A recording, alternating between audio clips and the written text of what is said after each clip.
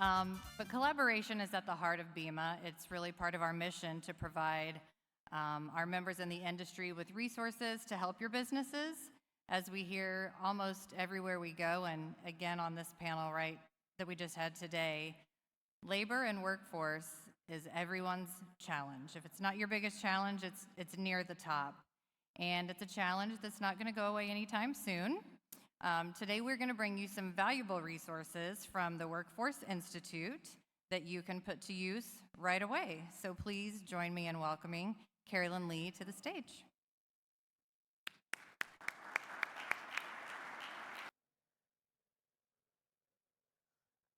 Good afternoon, everybody. I know lunch is getting handed out, so this is perfect. I'll start out with some economic slides because you can find out that data later. But first of all, I want to thank BEMA for having me. Kerwin is a terrific and tremendous partner for the National Association of Manufacturers, which is our mothership, as well as the Manufacturing Institute. So I am so glad to be able to join you all here in Puerto Rico for this conference. So at the Manufacturing Institute, we are the workforce development and education affiliate for the National Association of Manufacturers. The Institute has a mission of building and strengthening the manufacturing workforce for individual opportunity, community prosperity, and a competitive workforce for the future, manufacturing industry for the future. So the Institute our mission is to build and strengthen the manufacturing workforce for today and tomorrow. And we do that in partnership with manufacturers all across the country. And so I'm glad to be here to share some of this with you. How we go about our work, because as Emily said, workforce is something we all share. It's a challenge for each and every one of you but each of you have a different challenge at probably every part of the year. And so the Institute's work is really focused on building a resilient workforce. We do that through creating and deploying groundbreaking initiatives that we run across the country, and through convening industry leaders and providing insights. Because after all, with such a huge manufacturing sector, no one entity, no matter how successful we are when it comes to workforce development, no one entity can solve all of the challenges that we have. Therefore, we need to work together, and that's going to be what we talk about today. But really, the Institute's role, and I hope that what you take away from this conversation today, is that we are here to be your trusted advisor to help you solve your workforce challenges and equip you with the solutions to move forward. So a little bit of economic data, as I said. So this is through April of this year. We have 381,000 open jobs in the sector, so that is low. You see, we were looking at about nearly 1 million open jobs around 2022. August 2022, we were at like 985,000 open jobs in the sector. So while it has significantly cooled off, the fact of the matter is we are still at a high. That is, we're still above what we needed to fill by open jobs all the way back to 2002, right? So we have still a huge demand, and we're still also dealing with retention at the same time because of churn. So in this last 3 years, in addition to the workforce need that we have a significant amount of manufacturing construction going on in the United States. Now, this is an outcome of a whole number of policy initiatives and legislation that was enacted. So you had the CHIPS Act, you had the Reconstruction Bill, right? The IRA Act after COVID. You also had the Infrastructure Bill, and that was all prior to what the President Trump has done since he's come back into office. So manufacturing construction is up. So every time we saw one of these announcements, I sat there thinking, where are you going to get all these people? Because we're building more, we're bringing more back. There's obviously been a huge onshoring push in manufacturing ever since COVID. And of course, President Trump has made that a big part of his agenda. And so this is just through 2022, 2023. It'll be interesting to see what comes the next few years. But what you should see, why is this slide in a manufacturing workforce conversation? Because this is just foretelling the drive and the push that's going to come for additional workers once all of these new facilities come online. So as Emily said, or I said at the top, the Manufacturing Institute is the workforce development affiliate for the National Association of Manufacturers, the mothership as I call it. The National Association of Manufacturers, and want to give a credit out to Craig Sauser, who's out here from JLS Automation, who I got to say hi to very briefly before, who's a member of the board of directors for the NAM. The mothership has been running a quarterly outlook survey since 2020. And so every quarter, they go out into the manufacturing industry and they say, what are your top issues? I've been in this job since 2017, and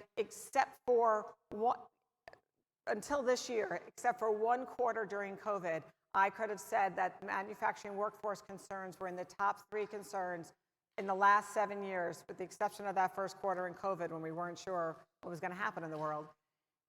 And just recently that has fallen. Right now, manufacturing workforce, the inability to attract and retain a skilled workforce is now number 5, fallen below all of the things that are tariff related. So you have trade uncertainties as number 1, increased raw material costs, rising healthcare insurance costs, and then a weaker domestic economy in the top 4. So I'd say 3 of those 4 are directly attributed to the trade and tariff conversation that's going on. And actually, I've been reading more and more about how the rise in healthcare and insurance costs is also tied to some of that trade uncertainty and tariff uncertainty. And so you have all of those together, and then you've got workforce. But here's the thing.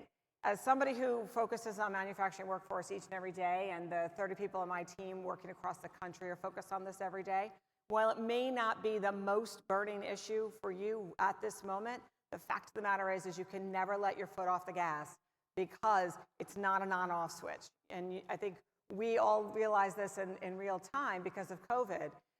When there was a first couple weeks there where everybody was sent home, a lot of layoffs happened. And then we realized when we opened the doors back up, we didn't have the people. So right now, while it might not be your number 1, it's something, of course, we need to keep an eye on.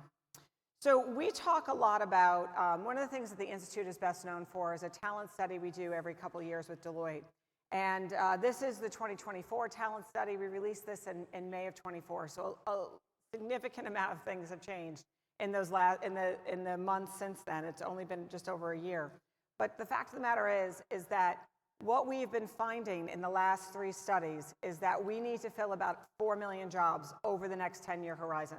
And of those 4 million jobs, nearly half will go unfilled because we don't have the people with the skills. So this most recent study is 3.8 million jobs will need to go unfilled. Will need to be filled. Half of them, 1.9 million, will go unfilled because we don't have the people with the skills. So when you look at this, what makes up that number? Retirements is a huge driver of that. Every 8 seconds, a baby boomer retires. And so while it changes day to day, company to company, the fact of the matter is the boomer population, as they continue to retire, and I heard this on the last panel, you have a lot of that knowledge leaving your companies, your industries. And we also know at the same time, right, you've got the boomers, then we have this other unfilled. We're going to have growth. Think about that manufacturing construction slide I just shared. We're going to need to fill all these jobs. At the same time, we don't have as many births happening in the U.S. We have an immigration policy that I would argue, and the NAM would argue, is in need of reform. We have a huge immigration discussion going on in the U.S. right now, focused on the illegal immigration policy. But the fact of the matter is that we need rational immigration reform so people know that we can draw the best and brightest all around the world to come into work in the U.S. So we have a time where we have declining birth rates, an aging population, increased retirements, and growth stagnation. We have a structural workforce challenge, and that is what we're going to need to deal with over the next decade. So we always talk about that unfilled job, right? I said at the top, 381,000 is the monthly number according to JOLTS for April. That's the most recent data. But the reality is, and I think you know this, and again, I heard this on the last panel, it's not just about the unfilled jobs. It's about upskilling the people that you have. Chris said this morning, the average person is staying in a job 2 years. When you look at the millennials and the Zs, and I have millennial and Z children, and they're like, always generalize us, Mom. But when you look at the research about the generations, I'm a Gen X, so we're just happy to be here, right? We're just happy to have our job. I don't know which movie that comes from, Chris, but I'm sure you could find one for us. So, you look at the millennials and the Zs, they really want to know what is their career trajectory. They are willing to move jobs. Now, right now with the economy a little bit more fragile in domestically, I think the moving is kind of slowing down because there's not as many jobs to jump to. But 2 years ago, a year and a half ago, every article about workforce went to the Great Resignation, right? That was the slogan for a long time because people were moving all around.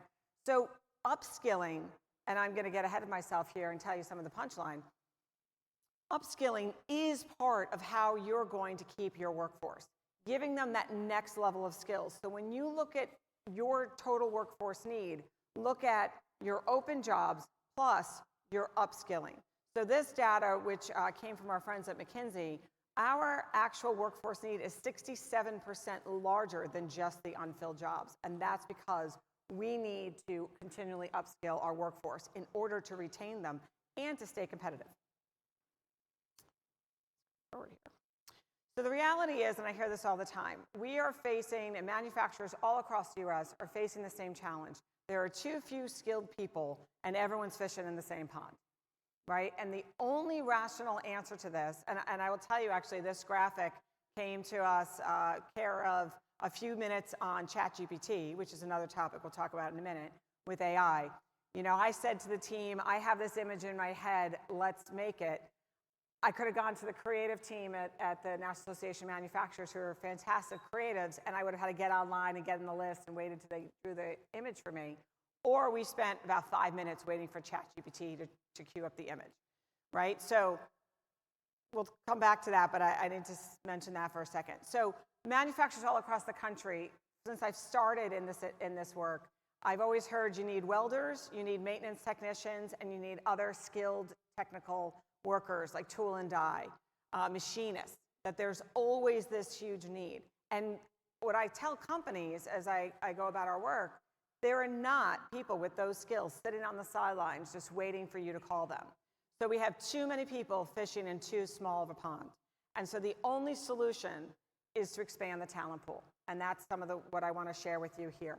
We need to create more fish in that pond so everybody can work together. And there's one way to do it, which is by working together. So there's all this conversation, right? Some of the headlines. These are just headlines, I think, from last week, in the last 2 weeks, right? Trump wants to revive U.S. manufacturing. I would argue U.S. manufacturing's always been here, but we want more U.S. manufacturing, and we're fine with that. We have varied issues. There was a paper that came out a couple of weeks ago saying, you know, there are all these manufacturing jobs that are coming available with all of this push, but nobody wants them. I beg to differ with that paper a little bit. People don't know they're here. People need to understand that these jobs are good jobs, that they're family-supporting jobs and wages, that they have good upward mobility, and we, as a community, need to do a better job of telling our story. And I've been getting call after call from national media saying to us, we already have these jobs. Why aren't the American public, why aren't the American people already taking the jobs we have, much less the jobs we want to bring back? And so this is now, we have to ride this moment of national attention, and that's really been, again, since COVID. And we have to work together as an industry to build a sustainable and resilient workforce. How do we do that? We need to first grow talent from within. The best person for that next open job is probably someone you have. They're going to need more skills. They're going to need more training. They're going to need to understand why that skills and training is good for them and good for you. But you probably have that person, and we need to think differently. It's not just about bringing in talent. Again, there probably isn't talent out there at that mid and high level jobs that you need to open. At the entry level, yes, but we'll come to that to that in a minute. But for that mid-level job, it's probably someone you have inside. Invest in your talent. We need to prioritize industry-driven training. So I started my career in Capitol Hill. I spent 4 years in the House and 4 years in the U.S. Senate. Very different institutions. Find me later over drinks this evening, and I will tell you why they both work or don't work, and the why, and how come it's that way. A lot of the government focus over the last 30 years has been about investing in workforce by investing in educational entities. And the educational entities all across the U.S., we have fantastic educational entities and partners. But as manufacturing has become more advanced, as 4.0 has come online, and You know, there's debates about whether or not we're looking at 4.5 or 5.0 in the coming years. The reality is our educational partners have not necessarily kept up with what industry is seeing on the ground. So what we advocate for is that all of these workforce development investments that are looked at from policymakers at all levels across the U.S., of course, everybody wants more manufacturing jobs in their state and communities, those need to be driven by what the industry needs. How does that come to life? You all and your colleagues and the people back in your companies need to be that voice locally. You need to spend time with the boards of your local community and technical schools. You need to share with them what you're doing, how you're doing it. Better yet, bring them in to your plant and let them see what you make and why what you make is hard and cool and what the technology is that you use every day. And then talk to them about what the skills are that you need them to be training for. Because unlike when my dad and my grandfather were in the industry, my grandfather graduated high school and became a machinist. This was in the pre-World War II era. Became a machinist by moving up his way through the ranks. He didn't go to college. He just moved his way through and became a machinist. Of course, that made it really hard for him to be drafted to World War II. I remember being very young and him telling me how he changed jobs 4 times in the hopes that he would finally be able to be drafted. I grew up on Long Island in New York, and that was where the aerospace hub was at the time, and he could not get out and be drafted because, of course, we need a machinist making the factories work. So he finally gets sent off to Italy, I think, after VE Day and sat there for 6 months, but he was happy to do it. But he would say to me, Carolyn, you know, there are these good jobs and people could just come out of high school and get in and get a good job. And my dad, who retired about 10 years ago from the industry after a life in manufacturing, he would say, but we would hang a sign and people could come. We could hang a sign and people would come for these jobs because everybody knew about manufacturing jobs. And that's not the world we live in today.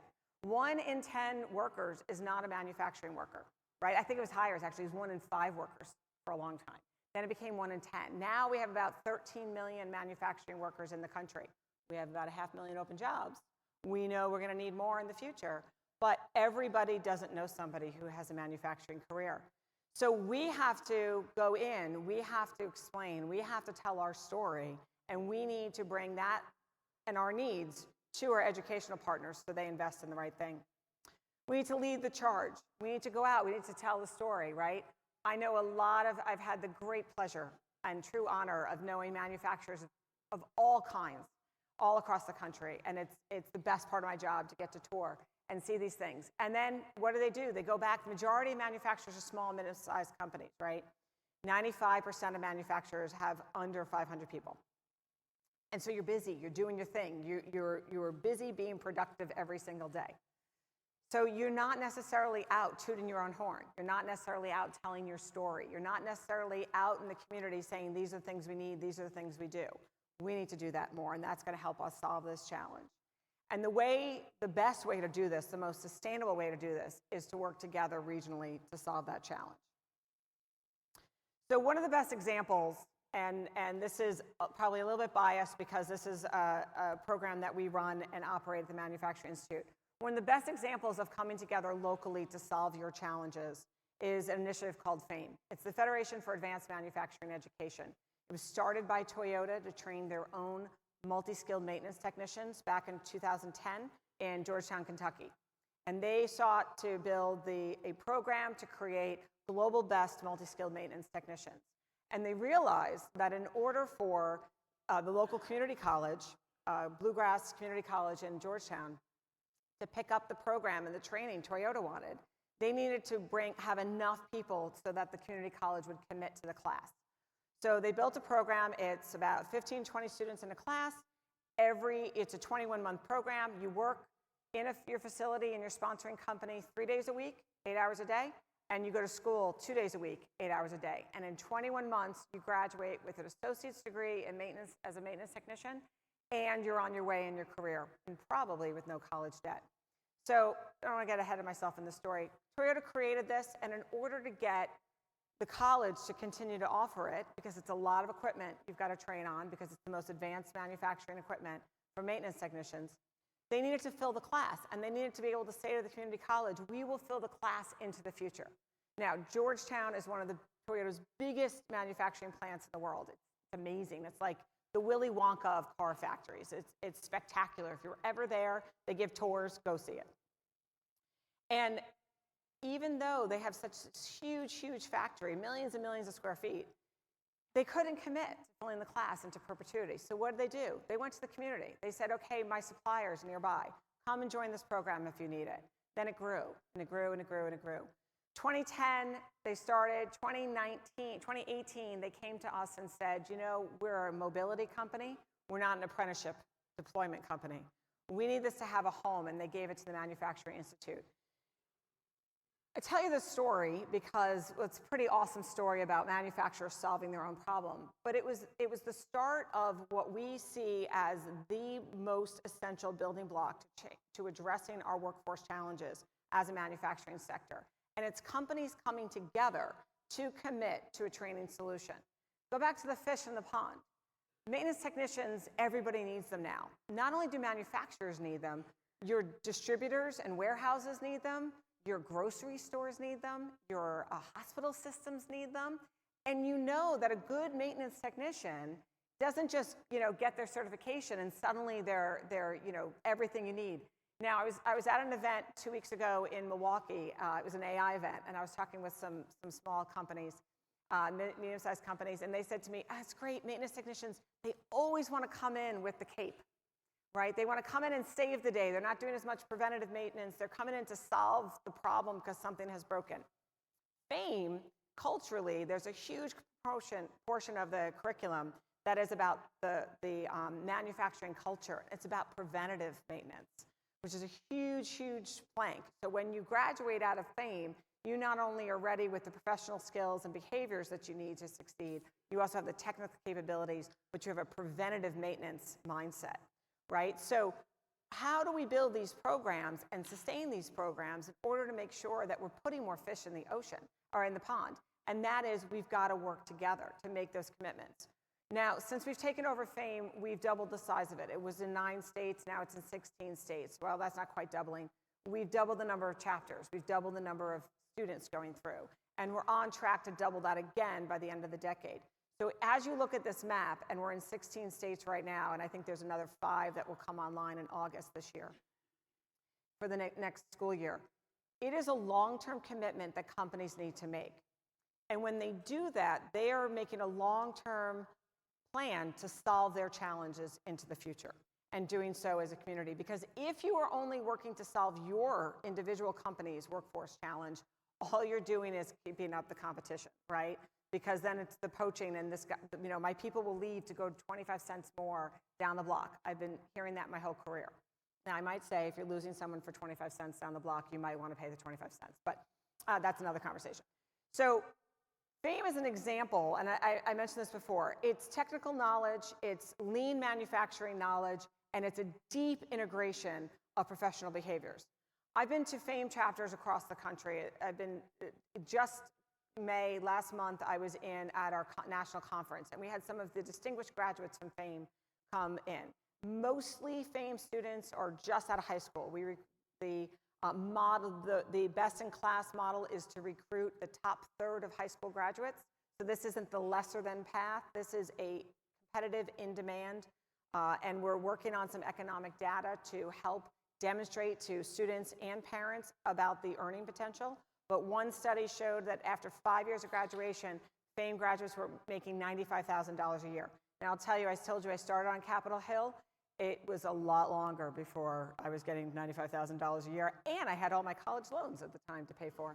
My dad always told me if only I'd been a CNC machinist, it would have been a much more fruitful, I would have had a lot more money in my 20s.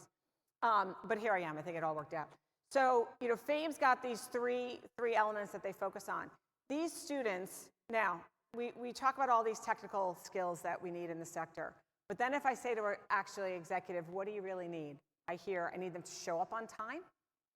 I need them to be able to communicate. And I need them to be able to follow safety procedures, right? Because safety is essential. FAME has a deep integration of that. And every chapter I go to, when you ask the students a question or when the teacher asks them a question, instructor, And they answer, they stand up, they state their name, they put their hands behind their back, they're wearing their professional dress, they have on their steel-toed boots, and they give their safety commitment, and then they answer the question. And that is part of the core of the training. So we are training true professionals in manufacturing. But we do it together as a community, because a rising tide is going to lift all boats. Just a minute here on the partners, right? This is not just about the manufacturing community. It is manufacturers themselves. It is about the college partners coming in. It is also about community partnerships. FAME chapters need a hub. Oftentimes those hubs are local economic development or local community, chambers of commerce, and they act as the hub to be able to support this. This is a model for what else can come. This is a model that if you do this right, it becomes a regional workforce development ecosystem where together you are solving your challenges, improving people's lives, and strengthening your community. So as we look at the workforce need, part of our work at the Institute is also to how do you tap into different talent pools. So I'm going to start at the end here and move forward. So I know in my wonderful backpack gift bag that I got, and I opened and I said, it's the bakers. Of course there's going to be awesome snacks in here. And so I opened it up and I looked, and two of the snacks in there were from Dave's Killer Bread. And so I assume that's part of the ecosystem here. And I bring them up because they built what was truly the best-in-class model for training companies how to deploy second chance hiring. A couple of people on my team took their course a couple of years ago, and it has truly helped us begin a body of work to help other manufacturers across the country be able to deploy second chance hiring. So I started with 381,000 open jobs today, right? 1.8 million that are going to go unfilled. Populations that we need to tap into include the veteran military population. We need more women in manufacturing. I'll talk about that in a minute. The second chance hiring. Nearly 1 in 4 Americans have had some exposure to the criminal justice system that has made it difficult for them to be able to get a good job. So we began just at tail end of 2020 to do work in the second chance arena. And there's some great documentation. There's some great books out there. There are great examples of manufacturers who are leading the charge in second chance hiring. When I say 1 in 4, that means there are people in every single one of your communities all across the country who have been involved in the criminal justice system, who are looking for a new path. Now, I will tell you the most successful models to do this require extra support. For people who are coming out of criminal justice system, they may have never had a job before, right? They may never have had to be someplace every day at a certain point in time. They may not know what to do when they're sick. There's a story in one of the resources that we use that talks it had a profile of an individual who came out of serving in prison, got a job, started at the job, got sick, didn't know what to do, just didn't show up because they didn't know. I could call and say, I'm sick, I can't come in today, right? So there's some social and societal kind of expectations that people might not be aware of. Then there's some institutional barriers, right? They might have to have certain time off to meet with parole officers or go and deal with child support. They might have to deal with stuff in the court systems. And they need additional support. However, by providing that support and working with local organizations to provide that support, think Goodwill, think there are a lot of community-based organizations that work with the second chance population that are there to help guide them through. A lot of social work kind of supports. You're actually investing in a worker who has huge loyalty to the organizations that are supporting them to do this. The retention rates, I've seen some figures that it's like 80% retention rate for companies who have invested in second chance workforce. We, on the Manufacturing Workforce website, we have tools and resources that's like a recipe.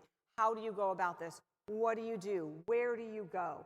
Who do you work with to make this all possible? All of that is free and available. As I said at the top, we're a nonprofit, and our job is just to strengthen manufacturing.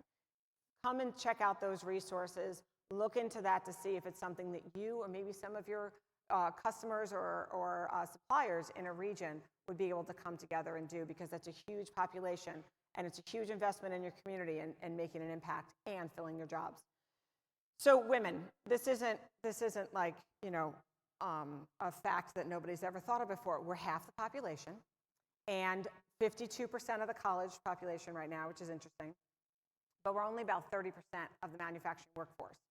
We have done work in bringing women in manufacturing. We had our program used to be called Step Ahead, to bring science, technology, engineering, and production to highlight women. We've been doing work in this space about 14 years now. And the research about why women don't come and stay in manufacturing boils down to not having the role models, not having the network, and not having the community.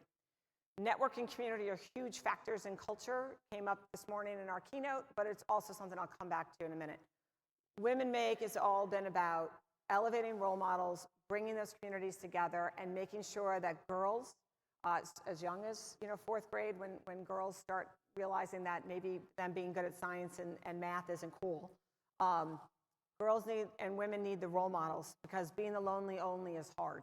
And so having that community to come together so that you know that you can succeed here, we're not going to fill the talent gap that we have if we don't bring more women into manufacturing. Heroes Make America is another initiative that we've been running now since 2018. We are training transitioning service members and engaging the transitioning and the veteran population in manufacturing skills, and then helping place them in manufacturing careers.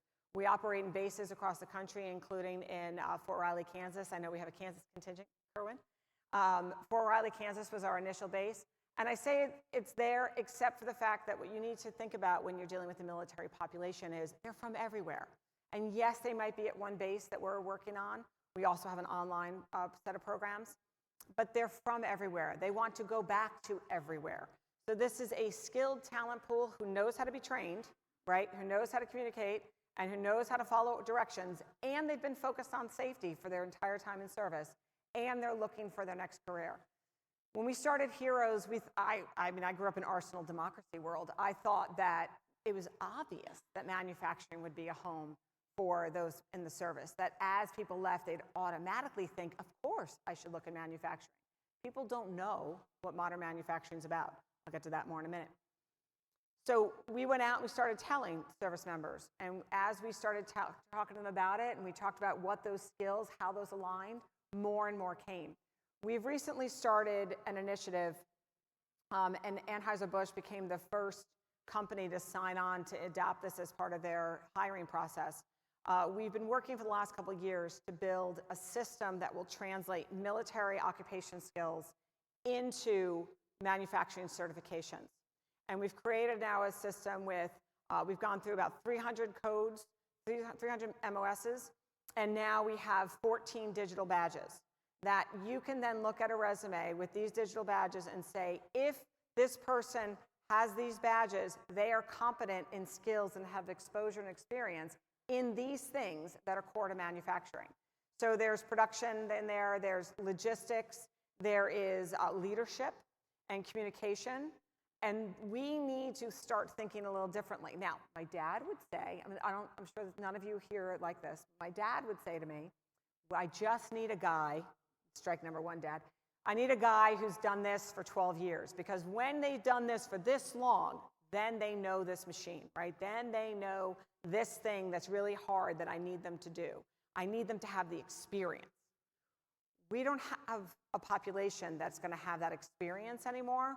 We need to think about people who have experience in comparable skill sets and then bring them in and train them. So the military readiness badges will help us do that. It has been a really interesting and difficult, laborious transition, but we think that with this, we're going to be able to reach thousands of veterans and those who are transitioning out of the military, about 200,000 personnel transition out of the military each year, and help them find. According to some data I recently saw, 96,000 of the people leaving the military, of that 200,000, have exposure, their military service, right, their job in the military directly correlates to manufacturing skills. And this should help us translate. As I said, Anheuser-Busch became one of the first companies to come in to say, okay, we're going to hire based on that. And after spending, it's on that side, a big screen. We went through their job hiring. I'm used to the short screen, right?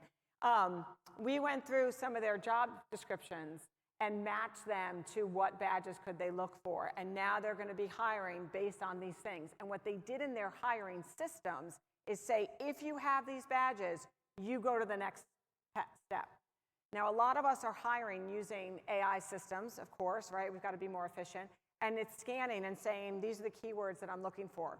We need to open the aperture and look at other competencies to see if that makes somebody available and relevant to us so we can capture that. And the badges should help us do that. And this is available for you all to be able to work with. So another way to engage your employees, right, to keep the ones you have and to bring in new ones is mentorship. We run a couple of mentorship programs. They've been focused on women, but they are open to all, where we are helping keep and retain individuals because their companies are investing in mentors. I think that the team put it together here just perfectly. Employees who are mentored are better ready for promotions, stay with the organization longer, and are more likely to pay it forward, right? They're more likely to engage that next worker.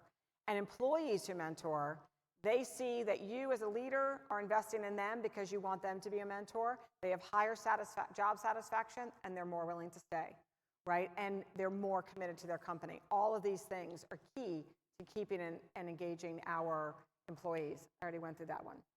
So what do we need to do? We need to start earlier, right? Today's fourth graders, I guess they're going to be rising fifth graders because it's June now. Today's fifth graders are your potential next employee because they graduate high school in 2033. So I said that 1.8 million jobs that are going to go unfilled in 2033, fifth graders now, right? I have a rising seventh grader, kind of boggles my mind. So we need to go in and start early. And I know that that's hard. I know for a lot of you who are smaller companies, you don't have people who do community engagement or youth engagement as their all-day job. There are ways to come together. There are ways through your association, through BEMA. There are ways through your local, local chambers, your local business organizations, to be able to work together to be able to engage. Because we need to help them see that there's a future here. So go moving beyond fourth graders. We have to change perception because right now we have a really, there's been so many things, right? So many, I have also a rising junior. And she said to me, like, Mom, there's just so much going on. We've lived through the pandemic, right? Now we live through, there's huge societal swings. We won't get into politics. But there's all these things, right? And now we're talking about AI. Are there going to be jobs in the future? Like, what's going to happen in the economy? But there's used to be, right? I'm a child of the 80s. It was go to college. If you go to college, you're going to have a good job. That's shifted. College is really expensive now, and I'm not saying I'm not opposed to college. I'm for getting the skills you need for the job you aspire to, and there's many different pathways to get those skills. But there's an openness right now in society because of the turmoil in the last couple of years, and stories like this one here from the Wall Street Journal a couple weeks ago. Young college grads are having a hard time getting jobs, right? And so you have your high schoolers today seeing stories like that come across social media and TikTok and all of that. And they're thinking, why am I going to go to college? I might not get a job. I have all this debt, and I might not get a job. Again, I'm for all the above skills, but I'm for the skills that you need for the job that you aspire to. We have the opportunity to help young people and their parents understand there's multiple pathways to opportunity and that they could go and get certifications. They could go and get an associate's degree. They could go and get a bachelor's. We also need PhDs and rocket scientists and all the things, right? So we need all of that. But because there's an openness to alternative pathways right now, there's an openness for people to get work experience and then get certifications. And that's something that's going to be really important to manufacturers and support for manufacturers. So engage them. Manufacturing Day, first Friday of every October. This is a national platform that the Institute supports, but it's really a grassroots effort. Hundreds of companies, thousands of companies across the country in October open their doors and bring in the community. They bring in student groups, they bring in your high schools. If you're doing it really well, you're bringing in the middle schools and elementary schools. You bring in parents. You have to influence the parents. As I said, I'm a parent. This data point always gives me a little solace. After a student's own experience, the second biggest influence on their career choices is their parents. Why? It's summertime. I tell my kids, you can do this, this, or this, right? Because I've already done the research and I've presented them with options. Parents are filtering the opportunities and presenting it to their children. So if you're able to engage parents, have a manufacturing day tour on a Wednesday, Thursday night, right? Have the kids go off into, especially if there's young kids, have the kids go off in a conference room and someone lead them through some activities, give them a tour, but have the parents go through and see your facilities, because they are not the dirty, dark, dangerous smokestack, which is always what parents tell us if we go out to the public and ask them their perception of manufacturing. Because again, unless you're in it, you don't know about it. So engage. And if you can't do October, do it any day, because it's more important to engage in your community than it is to do it on the first Friday in October. Crystals of the Quest for the Crystal of Innovation is a new project we've created. It's basically a tabletop. It's like the game of life. You know, you had it was like the little Monopoly was a flat board, right? Game of life. You had the little house. You had the hill that the spinny dial was on. Crystals of the Innovator's Quest is a gamified experience that's a tabletop experience. It fits in 2 rolling suitcases that can go on and be brought to local schools or science fairs or community days, what have you, and have groups of students work through different manufacturing skills. There's about 50 manufacturing skills that are part of the game, and it is built so that it could be a scalable solution to engage in your community. If you're interested in this, learn more. But we built it so that there was a tool, right? That's part of our job, is to build the tools and resources to deploy you, because you are how we're going to address this workforce solution, because you are in every community all across the country.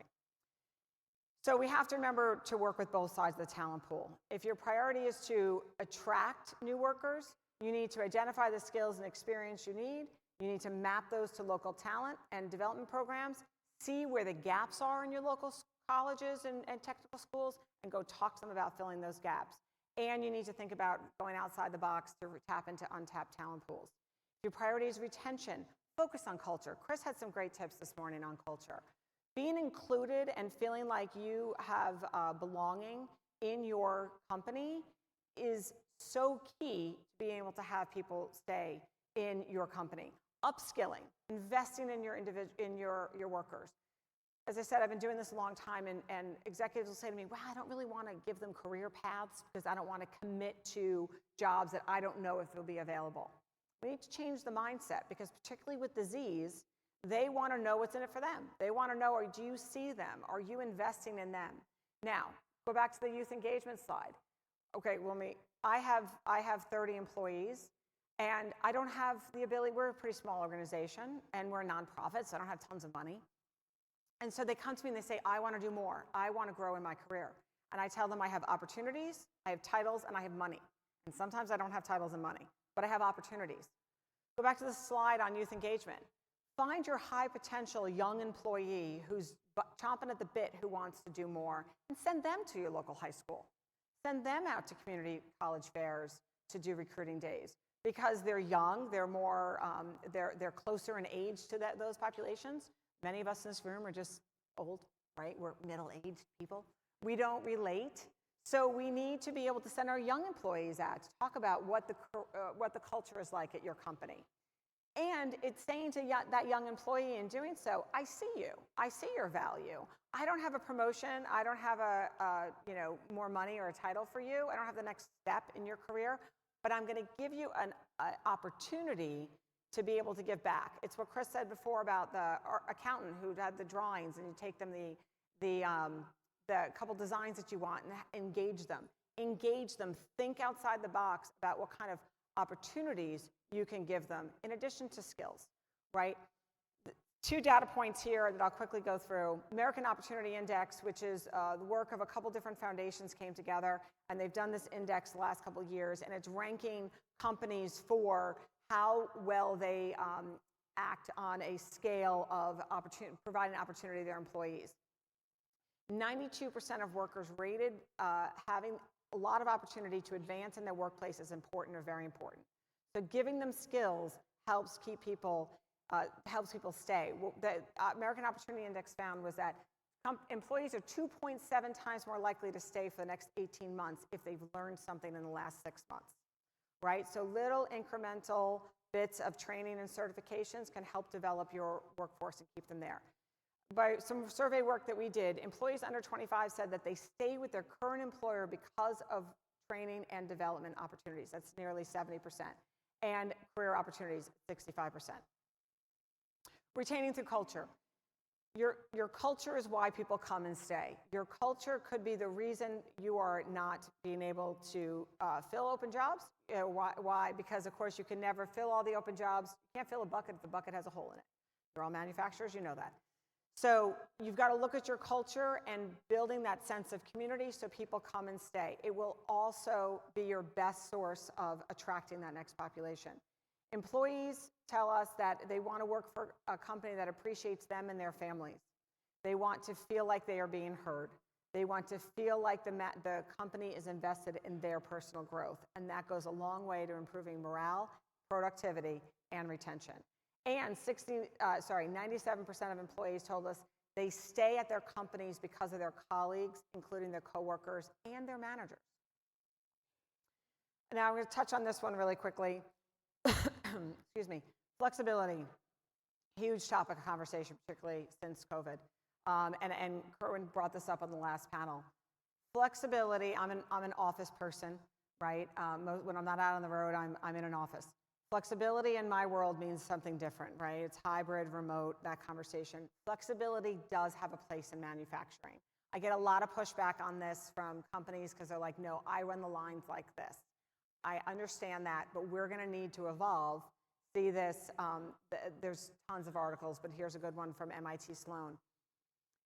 Younger workers expect flexibility. What does flexibility mean? It could be that they choose their shift times. It could be, 3 12s. It could be 4 10s. It could be that they set their schedule for months in advance. They know with certainty. It could be that they change and can swap. All of these things require adaptation on the part of the executives, the owners, and there's tons of technology that can help you make this possible and help make it so that you can actually operate in this sense. Not every job needs to be able to job switch and swap. I understand that. There are some things that are core skills and capacities that everybody else doesn't have.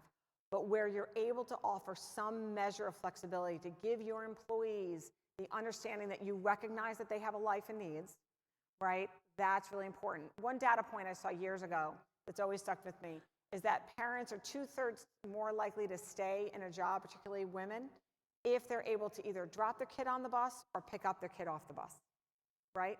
It's a small thing. So think about that. Can you start a little bit earlier and start, at 7 a.m. so that shift can be done at 3? Maybe, maybe not. Maybe you can create a part-time shift that is inside the school day with certain jobs and tasks so that you're able to tap into the caregiving population. The flexibility is a really key thing, and I always get a little resistance on this slide, but it is a really important part of attracting that next generation because I will tell you they expect it. So I have key takeaways. We need to invest in our workforce. There is no one-size-fits-all solution. There is no easy button. There is no on-off switch to this. This is long work, right? We've got to be in this for the long game. That's why we need to start talking to those fifth graders. And I know that that's hard, but you don't need to do it all alone. You need to work together in your communities to solve it together and carry that load together so that you don't have to send someone to the elementary school, the middle school, the high school all the time, but you rotate, you take turns, because together you can solve that. And we're here to help.